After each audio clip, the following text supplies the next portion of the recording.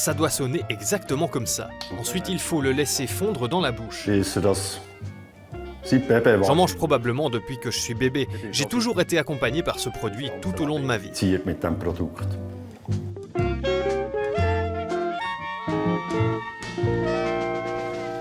Aride près de Chiètre, ça sent les herbes, la menthe et la réglisse. C'est ici que sont produits les Heret Efeli, petits mais riches en histoire.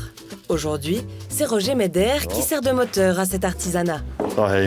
Ici, nous avons les différents ingrédients que nous utilisons pour fabriquer ces bonbons. De la molène, du plantain, un mélange de thé alsacien et de la mousse islandaise. Le thé est déjà en train d'infuser. Dedans, il y a tous ces ingrédients. C'est un très bon thé. À cela s'ajoute de la poudre de réglisse et du sucre candi. À présent, tout cela doit être remué. La réglisse forme de gros grumeaux, ça demande pas mal de force. Je n'ai pas besoin d'aller au fitness. Pas à pas, de ce jus d'herbe et de bois doux naît la base du bonbon. Il ne manque plus que le menthol et l'huile de menthe qui donneront le bon goût rafraîchissant. C'est ajouté là-dedans. Ensuite, Roger Meder mélange la décoction d'herbe avec le sucre en poudre. Ça passe à travers une passoire pour éviter que de gros morceaux se retrouvent dans la préparation.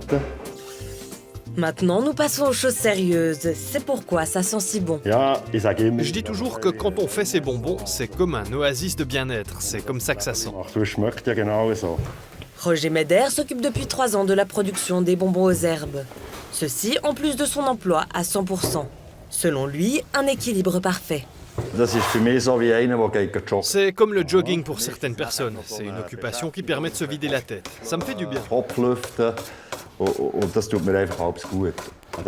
Quand ça devient comme une glace ramollie, c'est bon, c'est que c'est prêt. La pâte repose durant la nuit. Jusqu'à ce que ce bonbon soit prêt, il faut attendre plusieurs jours. Tout ça, c'est du sucre en poudre, une belle montagne enneigée. Prochaine étape, étaler la pâte. Tu vois, c'est très collant.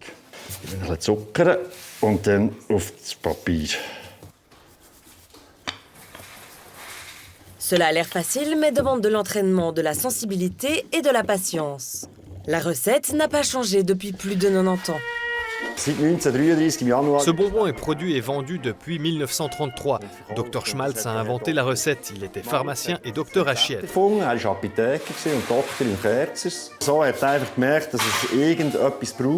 Il cherchait quelque chose qui aiderait les gens à lutter contre la toux et la catarrhe. Et c'est ainsi qu'il a créé cette recette.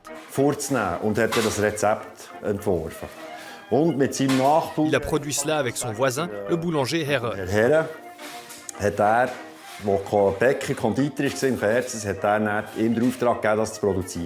C'est de là que vient le nom de Heret Efeli. Après avoir été étalée, la pâte est marquée et passe au four. Ce qui était naguère un bonbon aux herbes prescrit médicalement est devenu aujourd'hui un produit de gourmandise pour les amateurs avertis. Depuis que nous l'avons repris et que nous avons un site internet, on remarque que les gens reviennent pour ce produit, car ils le connaissaient justement d'avant. Après plusieurs changements de responsables, Roger Meder et sa famille ont repris la production en 2022, qui avait aussi été gérée par sa mère. Dans notre village et dans la région, c'est une tradition. Il aurait été dommage que ça disparaisse. C'est pourquoi nous avons décidé que si toute la famille participe, nous allons reprendre l'affaire. Tout seul, ça n'aurait pas été possible car ça demande beaucoup de temps et de travail. Il y a besoin de l'aide de tout le monde. Naturellement, j'étais très contente quand ils m'ont dit qu'ils voulaient continuer. C'est toujours beau le soir de voir 3 générations assises ensemble qui cassent ces rangées de bonbons. J'ai dossier encore pour cette étape. Roger produit, Franziska et sa femme organisent et vendent. La mère Vreni participe toujours et les enfants font aussi partie du projet. Au cours de 3 soirs, sur 40 semaines, nous sommes occupés rien que par la production. Tout ce que ma femme fait encore en plus, l'emballage, la vente, l'administratif, la comptabilité, etc., n'est pas compté dedans. Avec les années, la quantité de bonbons produits a diminué, en passant de près de 2 tonnes par année à environ 800 kilos aujourd'hui. Puis, il y a eu des fermetures de magasins de village. Ma mère produisait encore 2000 kilos, mais ensuite la quantité a lentement baissé. 2000 kilos, c'est vraiment beaucoup, je ne pourrais pas produire autant en une année. Une plus petite quantité, mais toujours avec la même passion.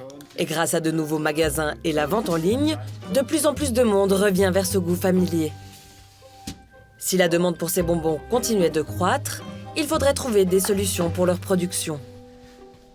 Il faudrait trouver des solutions au niveau technique, mais je manque de temps pour ça.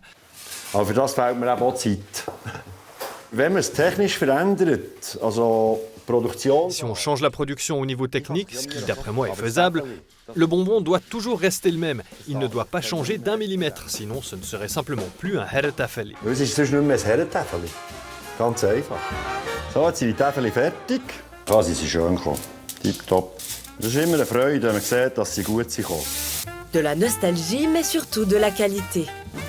Ich finde es immer sehr. Je le trouve toujours sensationnel. Je suis fan de ce bonbon. Von diesem Täfelchen. Und das wäre traurig. Ce serait triste s'il disparaissait. Bientôt, il aura 100 ans. Und jetzt müssen wir ja nicht mehr so lange. Dann ist schon 100-jährig.